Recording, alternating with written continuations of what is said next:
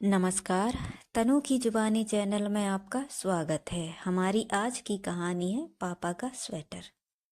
बाहर ठंड कितनी है। लगभग मुंह से ठंड के कारण सीटी बजाते हुए गोपाल ने अपनी पत्नी रामा को कहा, हाँ, इस बार ठंड ने तो सारे रिकॉर्ड्स तोड़ने का ठान लिया है। देखो ना, कितनी बर्फ गिर रही है। रामा ने भी कपकपाती आवाज में अपने पति का बात का समर्थन किया।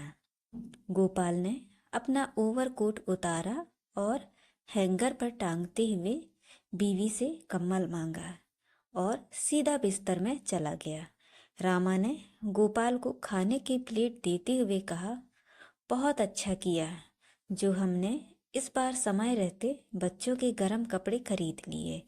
ना तो आपको इतना टाइम होता है और ना ही पैसा।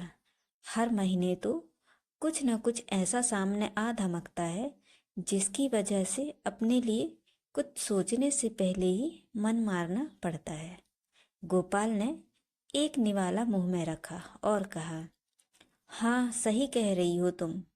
अब इसी महीने देख लो, माँ जी के चश्मे का नंबर बदलवाना था और बाबूजी के लिए भी तो कुछ गर्म कपड़े और शॉल खरीदनी थी। पर निवाला चबाते चबाते अचानक से गोपाल को ठंड का एहसास होने लगता है। यार गोपाल, तू कितना सेल्फिश है। तूने अपने और बच्चों सहित रामा के लिए तो एक नहीं दो दो जोड़े गरम कपड़े बनवा लिए, पर ऐसी हड्डी गला देने वाली ठंड में ना बाबूजी के लिए कुछ भी नहीं खरीदा, जबकि पिछली सर्दियों में ही बाबूजी ने अपने लिए एक गरम शॉल लेने की इच्छा जाहिर की थी। गोपाल ने जल्दी से खाना खत्म किया और अभी बाबूजी के नाम के पैसे अभी अलग करने के इरादे से अपने पैंट की जेब से बटुआ निकालकर चेक करने लगा। तभी किचन में बर्तन साफ कर रही रामा ने बिना उसकी ओर देखे ही कहा, क्या चेक कर रहे हो? मैंने आपकी जेब से पैसे निकाले हैं। वो मुन्नी की फीस पिछले 5 महीने से जमा नहीं हुई है। ऊपर से उसकी ट्यूशन वाली मैडम ने उसे अब पढ़ाने से मना कर दिया है, क्योंकि वे अब फीस बढ़ा के मांग रहे हैं और हम दे नहीं पा रहे हैं। पर रामा बाबूजी को ठंड।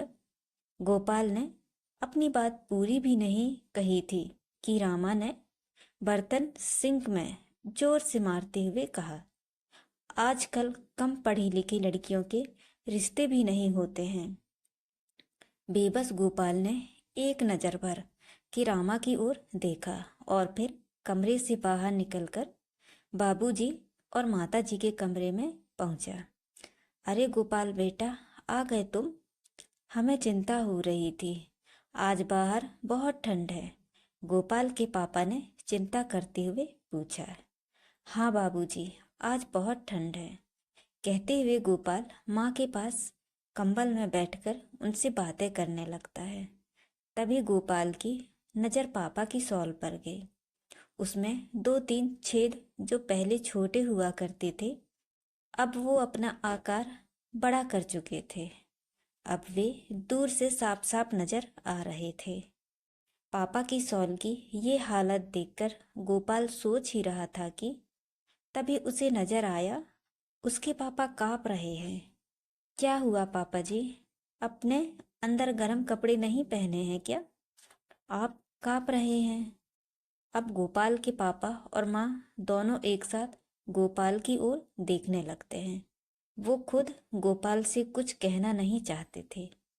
नहीं नहीं, वो आज ठंड ज़्यादा है ना, इसीलिए शरीर काँप रहा है।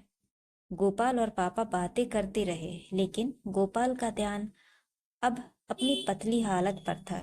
मैं अपनी कमाई का एक हिस्सा बचाकर इन लोगों के लिए अच्छे और गर्म कपड़े तक नहीं खरीद पा रहा हूँ।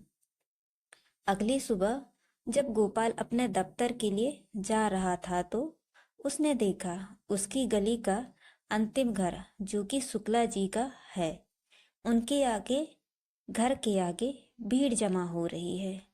जाते हुए उसने वहां पर जाकर पूछ लिया, क्या हुआ भाई? तभी उसे सुनने को मिला, ठंड में अकड़ने की वजह से शुक्ला जी की मौत हो गई है।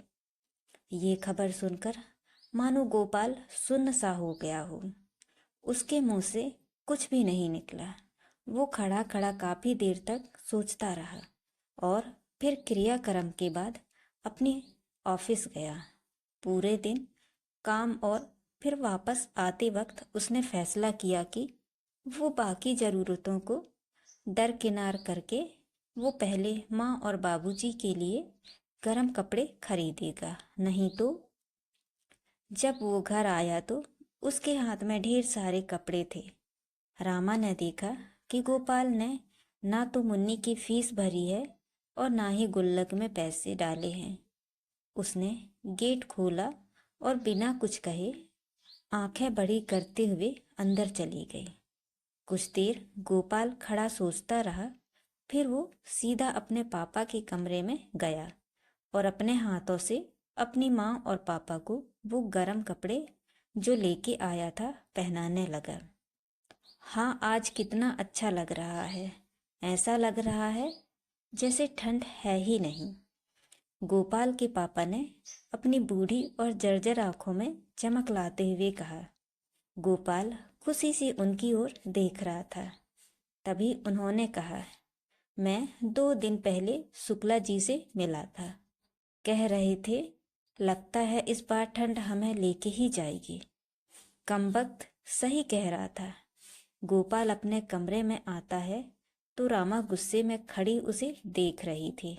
गोपाल को वजह पहले से ही पता थी, इसीलिए उसने कहा, रामा, पता है हम इंसान बच्चे पैदा क्यों करते हैं? गोपाल ने रामा की ओर घूर के देखा। गोपाल, केवल इसीलिए ही नहीं कि वो हमारा वंश आगे बढ़ाएंगे, इसीलिए भी जब हम बूढ़े होंगे, हमारे हाथ पैर थकेंगे, तब हमें उनसे उम्मीद रहेगी कि वे हमें हमारी ज़रूरतों को पूरा करेंगे। और मैंने भी वही किया है। तभी गोपाल अपने बचपन का एक एक किस्सा सुनाने लग जाता है। कैसे उसकी जिद करने पर पापा ने अपने लिए जूते न लेकर उसके लिए नया कोट लिया था। अब रामा समझ गई थी। तो दोस्तों, ये कहानी आपको कैसी लगी?